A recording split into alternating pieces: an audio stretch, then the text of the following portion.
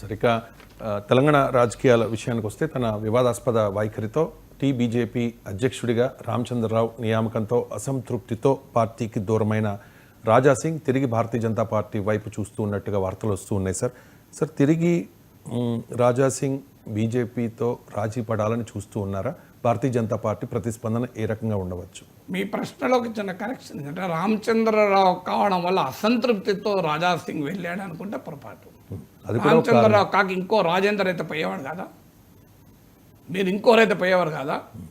అందువల్ల ఎక్కడన్నా రాజాసింగ్ అన్నాడా రామచంద్రరావును ప్రెసిడెంట్ చేయడం నేను వ్యతిరేకిస్తున్నా అన్నాడా? ఎక్కడన్నా నేను చూసిన మేరకే అన్నట్టు గుర్తులేదు. రామచంద్రరావును పర్సనల్గా వ్యతిరేకించడం కాదు. మీరు ఈటల రాజేందర్ని చేసినా వెళ్ళేవాడు, డీకే అరుణాని చేసినా వెళ్ళేవారు, రఘునందన్ రావు చేసినా వెళ్ళేవారు, మనోహర్ రెడ్డి చేసినా వెళ్ళేవారు, ఎవరిని చేసినా బండి సంజయ్ చేసినా వెళ్ళిపోయేవారు. ఎందుకు? Raja Singh wanted to become president. So ఇందులో ఇంకెవరన్నా ఒకరిని చేస్తే వాళ్ళతో మన మంచి సంబంధాలు చెప్పలేం, కానీ అరవింద్ని చేస్తుండేవాడా? నా చెప్పండి.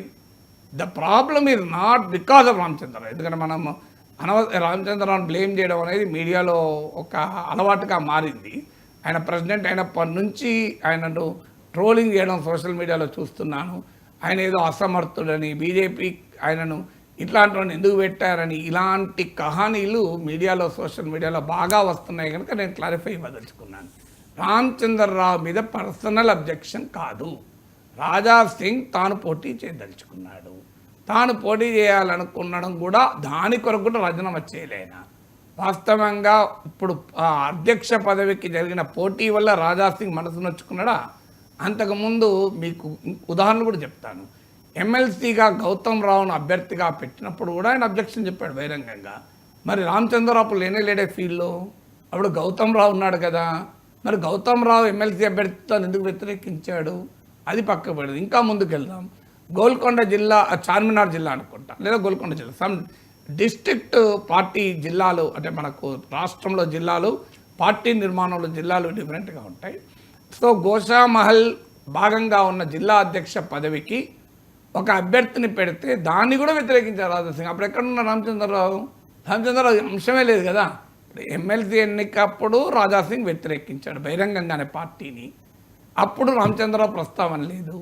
మీకు అంతకుముందు జిల్లా అధ్యక్షుని ఎంపికలో కూడా ఆయన అభ్యంతరం చెప్పాడు, అప్పుడు రామచంద్రరావు ప్రస్తావన లేదు. ఇది కొత్తగా కాదు, వరుస పెట్టి మీకు అదంతా. ఇంకొక ఉదాహరణ కూడా చెప్తాను. హైదరాబాద్ లోక్సభ ఎన్నికల సమయంలో మాధవీలతకు సహకరించలేదని ఆమె ఈ మధ్య మాట్లాడారు. అసలు మాధవీలత చెప్పిన దాని ప్రకారం గోషామాల్లో నా ప్రచారానికి ఆయన రాను కూడా రాలేదు అని. మరి రామచంద్రరావు ఎక్కడ ఉన్నప్పుడు? మీకు ఇన్ని ఉదాహరణలు చెప్పాను నేను. రామచంద్రరావు పైన అసంతృప్తితో రాజాసింగ్ పార్టీలోకి వెళ్ళలేదు అనటానికి ఉదాహరణ. మాధవీలతతో మరి ఎందుకు ప్రచారం చేయలేదు? ఇది ఇప్పుడు కాదు కదా, 2024లో కదా, మోర్ దెన్ 1 year క్రితం కదా. మరి అప్పుడు రామచంద్రరావు అసలు ఫీల్డ్లో లేడు. ఆయన ప్రెసిడెంట్ అవుతారని ఎవరము కూడా అనుకోలేదు కదా. అసలు ఆయన చర్చలోనే లేడు అప్పుడు. సో అందువల్ల ఫండమెంటల్ క్వశ్చన్ ఏంటి? మీకు ఇప్పుడు మూడు ఉదాహరణలు చెప్పాడు. హైదరాబాద్ లోక్సభ నియోజకవర్గంలో పార్టీ అభ్యర్థికి మద్దతుగా ఆయన ప్రచారంలో పాల్గొనలేదు. ఇది మాధవీలత అప్పుడు అభ్యర్థి చెప్పిన మాట. జిల్లా అధ్యక్ష పదవిని ఆయన నియామకంలో వ్యతిరేకించాడు.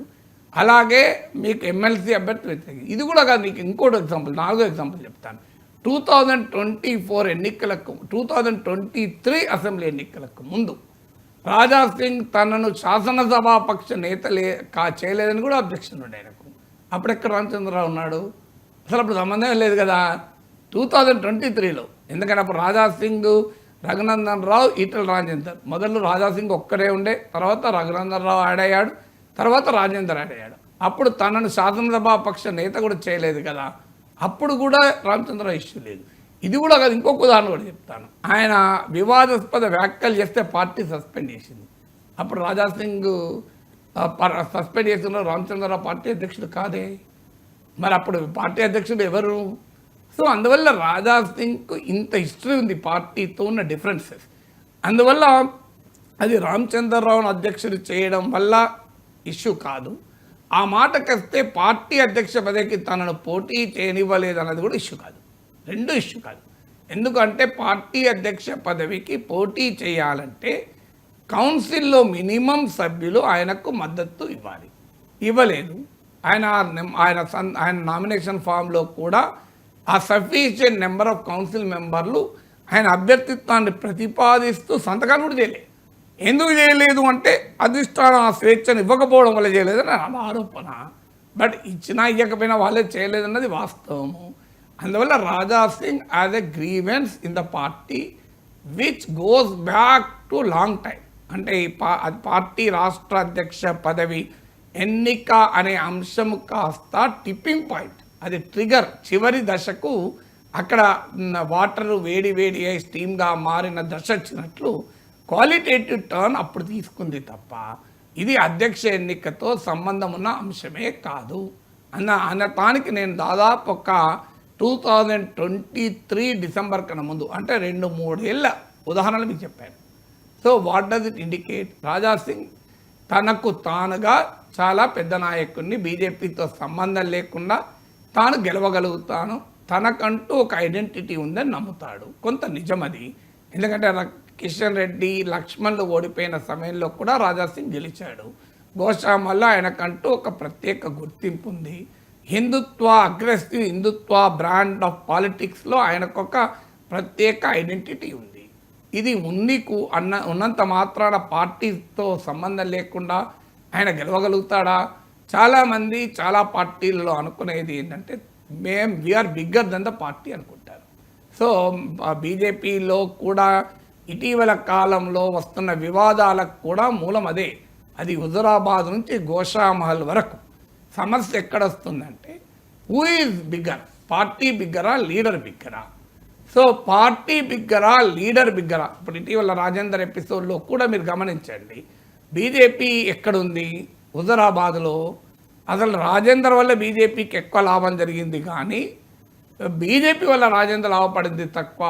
ఈ కంపారిజన్లు వస్తూ సోషల్ మీడియాలో రాజేందర్ అభిమానులు పోస్టులు కూడా పెడుతున్నారు. రాజేందర్ ఇంటి వద్ద షామీర్పేట వద్ద జరిగిన ధర్నాలో లైవ్ ఇచ్చారు కదా, అది రాజేందర్ ఫేస్బుక్ పేజ్ ఆయనదో కాదో తెలియదు కానీ ఫేస్బుక్ పేరు ఈటల రాజేందర్ పేరున్న ఫేస్బుక్ పేజ్లో లైవ్ ఇచ్చారు.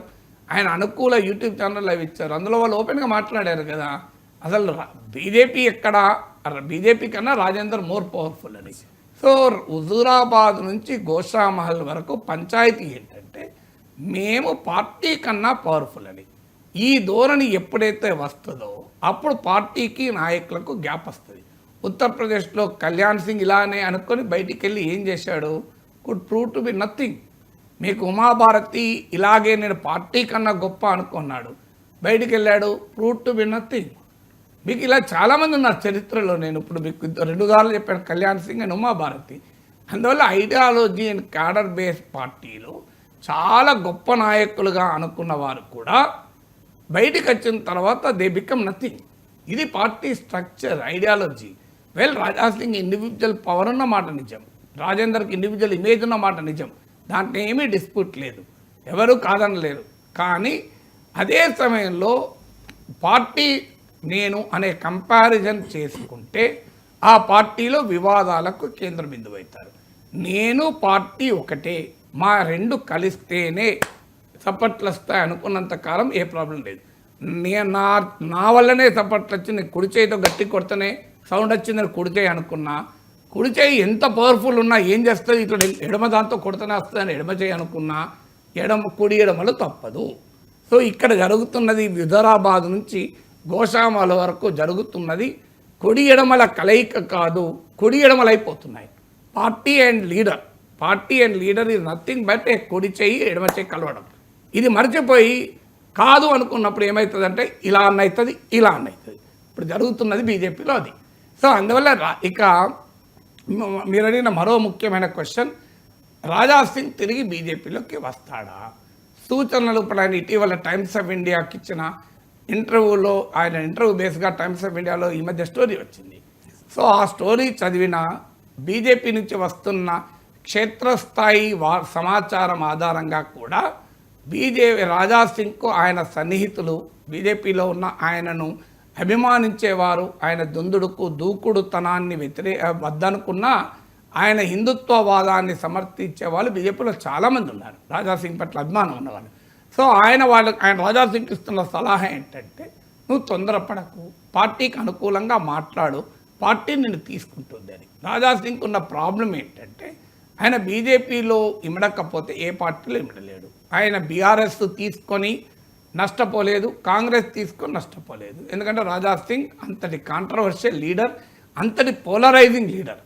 సో అందువల్ల ఆయనకు బీజేపీలు ఉంటేనే లాభం, బీజేపీకి ఆయన ఉంటేనే లాభం. ఆయన వేరే పార్టీలో చేరినా ఆయన నష్టపోతాడు, ఆ పార్టీ నష్టపోతుంది. సో ఆయన ఏ పార్టీలో చేరినా లయబిలిటీ అవుతాడు, ఆయనకు ఆ పార్టీ లయబిలిటీ అవుతుంది. ఆయన బీజేపీలో చేరితే మ్యూచువల్ బెనిఫిట్ ఉంటుంది. అందువల్ల బీజేపీ రాజాసింగ్ ఉండేటువంటి రిలేషన్షిప్ యొక్క ప్రత్యేకత అది. ఆ పార్టీలో ఉంటేనే పార్టీకి లాభం, ఆయనకు లాభం. ఇది పార్టీ గుర్తిస్తున్నట్లుంది, ఆయన గుర్తిస్తున్నట్లున్నాడు. సో రాజాసింగ్ కూడా అర్థమవుతుంది. అందుకే ఆల్ ఇండియా పార్టీ, నేను నరేంద్ర మోడీ నాయకత్వాన్ని బలపరుస్తున్నాను, నేను బీజేపీలో ఉన్నా లేకపోయినా నేను మోడీ బ్రాండ్ ఆఫ్ పాలిటిక్స్ విధేయుడుగా ఉన్నాను, నేను హిందుత్వ పాలిటిక్స్ విధేయుడుగా ఉన్నాను అని చెప్పడం ద్వారా is trying to send a message to party. జరిగింది పక్కకు పెట్టండి, ఏదో ఎమోషనల్గా నేను అన్నాను అని ఆయన పునరాలోచనలో పడ్డట్టు కనబడుతుంది. పార్టీ కూడా ఇప్పటి వరకు ఆయన ఎమ్మెల్యే సభ్యత్వాన్ని రద్దు చేయమంటూ ఎక్కడా డిమాండ్ పెట్టలేదు. నాకు గుర్తున్నంత వరకు ఆయన స్పీకర్ ఫార్మాట్లు ఇప్పటికీ రాజీనామా ఇవ్వలేదు. సో అందువల్ల ఆయనను డిస్క్వాలిఫై చేయమని వాస్తవంగా బీజేపీ అడగచ్చు. ఎందుకంటే డిస్క్వాలిఫికేషన్ చేయటానికి పార్టీకి రాజీనామా చేయాల్సిన అవసరం లేదు. Voluntarily giving up the membership of the party, అంటే స్వచ్ఛందంగా పార్టీ సభ్యత్వాన్ని వదులుకున్నట్లయినా యాంటీ డిఫెక్షన్ లా ప్రకారం అనర్హుడు. అందువల్ల రాజాసింగ్ బహిరంగంగానే తాను పార్టీకి రాజీనామా చేశానని చెప్పాడు కనుక ఈ stands to be disqualified. BJP వారు ఇవ్వాలి, కానీ బీజేపీ వాళ్ళు ఇవ్వడం లేదు. ఎందుకు ఇవ్వడం లేదంటే దానికి 2 రీజన్స్. ఒక రీజన్ ఏంటంటే ఇచ్చిన స్పీకర్ నిర్ణయం తీసుకోకపోవచ్చు. ఎందుకంటే 10 మంది బీఆర్ఎస్ ఎమ్మెల్యేలు కాంగ్రెస్లో చేరారు. మొదలు వారి డిస్క్వాలిఫికేషన్ పిటిషన్ పైన ఏ నిర్ణయం తీసుకోకుండా రాజాసింగ్ డిస్క్వాలిఫికేషన్ పిటిషన్ నిర్ణయం తీసుకోలేరు. అందువల్ల రాజాసింగ్ను డిస్క్వాలిఫై చేయని బీజేపీ అడిగినా ఆయన కాడు, బీజేపీ కూడా అడగడం ఇష్టం లేదు. ఎందుకంటే రేపు గోషామాల్లో కనుక ఉప ఎన్నిక వస్తే బీజేపీ రాజాసింగ్ల మధ్య గొడవ వల్ల ఎంఐఎం గెలిచే అవకాశం ఉంటుంది. బీజేపీ రాజాసింగ్ల మధ్య గొడవ వల్ల ఎంఐఎమో లేదా ఎంఐఎం ప్రత్యక్ష పరోక్ష మద్దతులతో కాంగ్రెస్తో బీఆర్ఎస్తో గెలిస్తే అటు బీజేపీకి నష్టం, రాజాసింగ్ నష్టం. అందుకే ఈ మధ్య రాజాసింగ్ ఎమ్మెల్యే సభ్యత్వం పోతుందని, గోషామాలు ఉప ఎన్నిక వస్తుందని భావించి మాధవిలత ప్రకటనలు చేశాను. ఏమని, నేనే క్యాండిడేట్ను, పార్టీ కనుక ఛాన్స్ ఇస్తే నేను పోటీ చేస్తాను, అసలు రాజాసింగ్ ఎవరు, పార్టీ కన్నా గొప్పవాడా, నా క్యాంపెయిన్లో రాజాసింగ్ కలిసి రాలే అని ఆమె టక్ టక్ టక్ పేల్చిపడేసింది. నేషనల్ మీడియా కూడా ఇంటర్వ్యూలు ఇచ్చింది ఆమె. ఎందుకంటే మాధవిలత ఇది good speaker in English and Hindi. So national media speaker ఇస్తే ఆమెకు పార్టీ నాయకత్వం మందలించింది. బహిరంగంగా పార్టీ నాయకత్వం ఒక ప్రెస్ స్టేట్మెంట్ ఇచ్చిన, ఆ పేరు చెప్పకుండా ఏమని ఇచ్చారంటే ఎవరు ఉప ఎన్నికల్లో తామే అభ్యర్థులని చెప్పుకోవద్దు, ఎవరు అభ్యర్థులనే ప్రస్తావన చేయకూడదు, అది మా జూబ్లీ హిల్స్ అయినా లేదైనా దేనిపైన జాతీయ నాయకత్వము అధిష్టానమే నిర్ణయం తీసుకుంటుంది అని మాధవిలత పేరు చెప్పకుండా స్టేట్మెంట్ ఇచ్చారు. అది అందరికీ తెలుసు మాధవిలతను ఉద్దేశించింది అని. నాకున్న సమాచారం ప్రకారం నిర్దిష్టంగా పార్టీ అధ్యక్షుడు రామచంద్రరావు పిలిచి మందలించాడని. ఆమె కనుక సారీ చెప్పుండకపోతే ఆమె పైన షోకాజ్ నోటీస్ కూడా ఇచ్చేవారు. అక్కడ దాకా వెళ్ళింది వ్యవహారం. అంటే దీన్ని బట్టి అర్థమైంది ఏంటి, బీజేపీ కూడా రాజాసింగ్ను వదులుకోదు, రాజాసింగ్కు బీజేపీ తప్ప మరో పార్టీ లేదు. అందువల్ల ఒక 5 నెలలు 6 నెలలు విరామం తర్వాత మళ్ళీ పార్టీలో ఆయన చేరుతాడు, వీళ్ళు కలుపుకుంటారు. సో అందులో మీకు ఆశ్చర్యపడాల్సింది ఏమీ ఉండదు. సార్, ఒక ఐసీఎంఆర్